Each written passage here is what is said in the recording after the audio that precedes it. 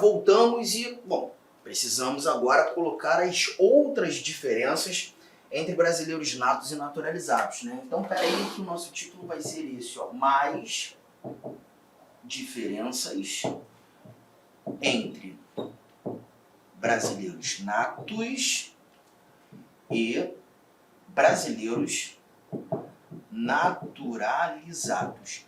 Tem coisa aqui que a gente já comentou. Por exemplo, o artigo 5º, inciso de número 51, ele vai trazer informações sobre a extradição passiva de brasileiros. Quando nós conversamos sobre os dispositivos do artigo 5º, nós comentamos sobre isso, né? Nós vimos que o brasileiro nato ele nunca será extraditado passivamente, mas o brasileiro naturalizado pode ser extraditado passivamente. Nessa linha de raciocínio, chegamos à conclusão que existe uma diferença entre o nato e o naturalizado no que tange a extradição, né? O naturalizado pode ser extraditado quando pratica um crime comum antes da naturalização e se for comprovado o envolvimento em tráfico ilícito de entorpecentes, drogas afins, ele pode ser extraditado antes ou depois. Vimos isso, primeiro ponto resolvido. Legal? Segunda diferença, ou outra diferença, a gente vai lá para o artigo 57, parágrafo 5º, que fala sobre o cargo de presidente do Congresso Nacional. Tá? Você vai analisar aí na sua Constituição, você vai perceber que o presidente do Congresso Nacional ele é obrigatoriamente o presidente do Senado Federal. Então, quando no Senado Federal é escolhido o presidente, esse presidente do Senado passa a ser obrigatoriamente o presidente do Congresso. Por que eu gosto de colocar isso aqui? Porque naquela lista que a gente viu agora há pouco, na lista dos cargos privativos de brasileiros natos, você viu o presidente da Câmara e presidente do Senado, mas você não leu o presidente do Congresso. Então tem muita gente que, sem saber dessa informação, poderia achar que o presidente do Congresso é um outro indivíduo. Né? Não. Então, se o presidente do Senado é o presidente do Congresso, por implicitude, esse cargo é um cargo privativo de brasileiro nato. Tudo bem? Tem mais? Tem mais. Artigo de número 89, inciso 7º, que vai falar dos 6 cidadãos brasileiros natos que integram o Conselho da República. E um bate-papo rápido só para a gente entender isso aqui. O Conselho da República é um órgão de consulta do presidente da República. Tá? O presidente da República, quando tem certas dúvidas de como tocar a administração, de como gerir o governo federal, ele pode muito bem reunir o Conselho da República e esse Conselho da República será competente para dar ao presidente pareceres, palpites sobre a administração pública. Tá? É um órgão de consulta. E nesse órgão de consulta do presidente, o artigo 89 nos mostra algumas autoridades que estão lá. Você vai ler o artigo 89 da Constituição e vai perceber que o vice-presidente da República faz parte do Conselho, o ministro da Justiça faz parte do Conselho, que o presidente da Câmara e o presidente do Senado também fazem parte do Conselho. E também contamos com a presença dos líderes das maiorias e das minorias da Câmara e do Senado. Dentro da Câmara, dentro do Senado, nós temos lideranças, né? Você tem sempre aqueles blocos partidários, né, formatados, e esses blocos eles apresentam lideranças. Você tem um líder dos direitos humanos, o líder de não sei o quê, e essas lideranças são escolhidas por eles próprios. Como aqui nós temos um órgão de consulta do presidente sobre a administração pública, é muito importante que o presidente escute também aquilo que parte das lideranças, né? Porque aí você vai perceber que essas lideranças elas articulam as proporções, as representações diversas que nós temos no Brasil, que é um país absolutamente diversificado. Essas lideranças também estão. Mas além de todos esses que são donos de cargo, a nossa Constituição determina a presença de 6 cidadãos que não têm cargo, que devem ser brasileiros natos e que integram o Conselho. O inciso 7º do 89, ele inclusive nos mostra que esses 6 cidadãos, 2 deles são eleitos pela Câmara, 2 deles são eleitos pelo Senado e os outros 2 são escolhidos pelo próprio presidente da República. Mas o importante nesse momento é simplesmente lembrar que esses 6 cidadãos devem ser obrigatoriamente brasileiros natos. E é justamente isso que a gente insere aqui nessa lista de diferenças entre brasileiros natos e brasileiros naturalizados. Bom, já anotou? Fez a anotação? Vamos mais, porque temos mais alguns dispositivos para colocar aqui. O próximo dispositivo é o artigo 103b, parágrafo 1º. O artigo 103b, parágrafo 1º.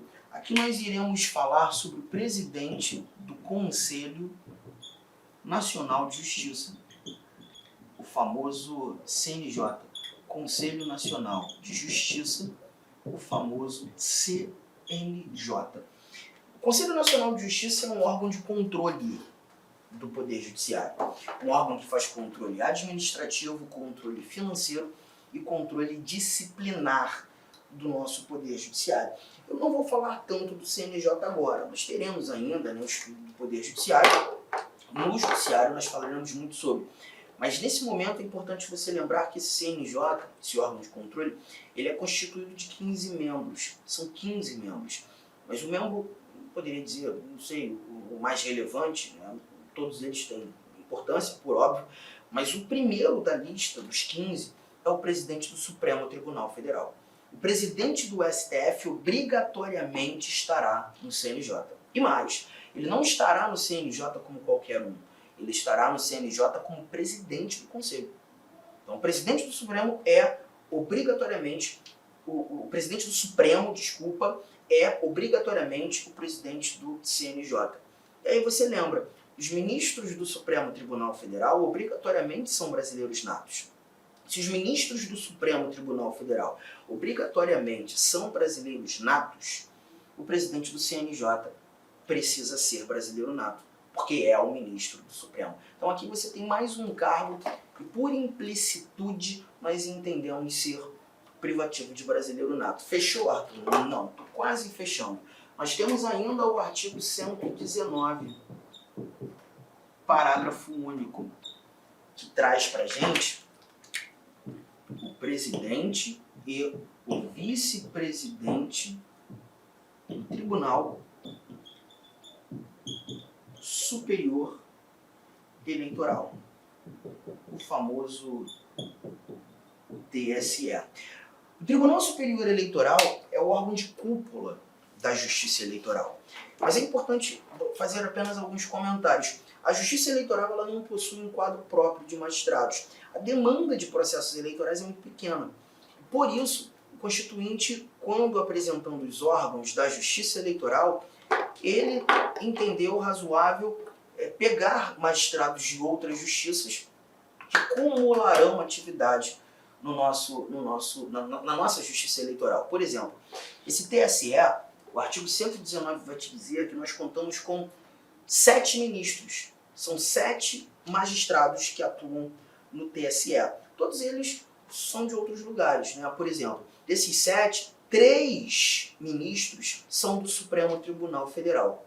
Outros 2 ministros são do Superior Tribunal de Justiça. 3 do STF e 2 do STJ. Já estou contando 5. Para fechar o time de 7, nós contamos com a presença de 2 advogados.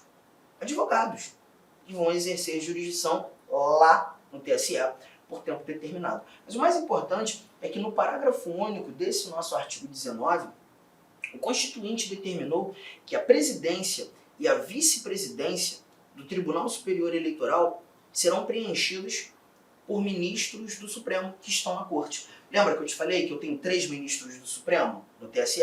Desses 3 ministros do Supremo, um passa a ser o presidente e o outro passa a ser o vice-presidente do TSE. Então eu estou percebendo que se a presidência e a vice-presidência do TSE são preenchidas por ministros do Supremo, estamos tratando de cargos privativos de brasileiro nato, por implicitude. Tá percebendo? Tudo bem? Tem mais, Arthur? Tô fechando, juro pra você. Tô fechando. Artigo 123. O artigo 123 vai trazer um outro órgão do Poder Judiciário. O artigo 123 da nossa Constituição traz os cargos de ministros militares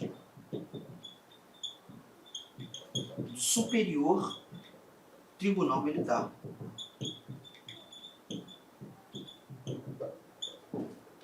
O famoso STM. Bom, vamos lá. O artigo 123 ele vai te contar também que no STM, no Superior Tribunal Militar, nós contamos com 15 ministros. Mas esses 15 ministros, todos eles são indicados.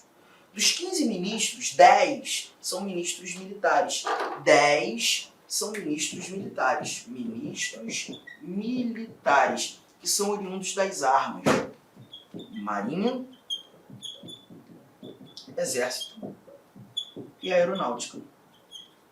Os outros 5 ministros são ministros civis. Vem da vida civil, da vida cívica, né? E aí você vai perceber que esses 5 ministros civis, 3 deles são advogados, um é um juiz que vem da primeira instância da Justiça Militar, e um outro vem do Ministério Público Militar. Deixa eu te contar uma coisa. Para ser advogado eu não preciso ser nato. Para ser juiz eu não preciso ser nato. Para ser membro do MP eu não preciso ser nato. Então esses aqui não necessariamente são brasileiros natos. Mas esses que vêm da Marinha, do Exército, da Aeronáutica, antes de chegarem aqui, eles eram oficiais generais da Marinha, do Exército, da Aeronáutica.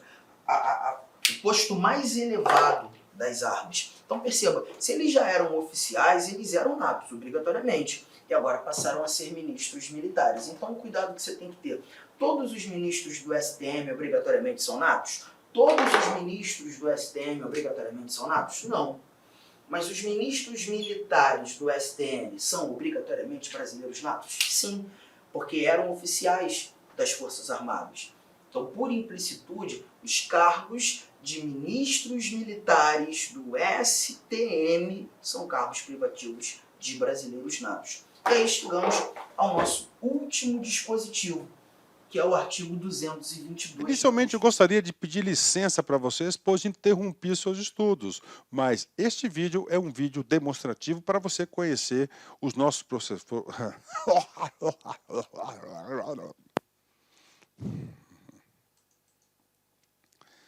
Inicialmente, eu gostaria de pedir licença para você, porque interrompi os seus estudos, mas esse vídeo é um vídeo demonstrativo para você ter conhecimento, você ter uma demonstração da qualidade das nossas videoaulas. Eu sou o professor Lac, coordenador pedagógico da LA Concursos e especialista em concursos públicos. Somente este ano, em 2022, eu fui aprovado em 7 concursos públicos. É isso mesmo, 7 concursos públicos. E em 2022, a minha meta pessoal é de ser aprovado em 10 concursos por ano. E eu acredito que eu vou conseguir ser aprovado. E eu estou aqui para te ajudar nessa caminhada vitoriosa do concurso do INSS. O nosso curso online, ele é um curso super atualizado, super competitivo, ele fecha o edital, ele é top de linha e eu tenho certeza, se você seguir as nossas orientações pedagógicas, se você seguir o nosso cronograma de estudos, a nossa metodologia, que é o Personal Coach. O que é personal? É pessoal. O que é coach? Coach é pessoal. Coach é treinador. Então, você tem um treinador pessoal de concurso. Essa metodologia ela é baseada na ciência da administração, ou seja, resultado, meta. Todo dia você tem uma meta, meta. Cara, se você cumprir essa meta, cara, papo sério, cara, você vai ser outra pessoa e eu tenho certeza que você vai ter competitividade para ser aprovado. A LA Concursos não saiu do nada.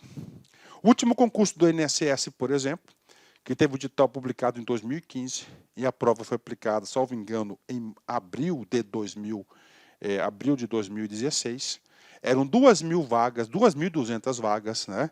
2.200 vagas, e nós tivemos a honra de aprovar 204 alunos dentro, tá, do número de vagas. É isso mesmo, 204 alunos. E neste concurso, nesse certame, nós queremos superar a nossa meta. Queremos superar a nossa meta. Essa turma, já tivemos 4 turmas pré-editais, agora a gente está na turma pós-edital do INSS 2022. Bacana? Professor, quanto custa? Está aqui, ó, apenas 10 parcelas de R$30 o nosso curso online, e nós temos o curso presencial também com transmissão ao vivo, né? Olha aí, né? Só para uma postagem do nosso Instagram lá de 2016, né? 204 alunos aprovados, ok?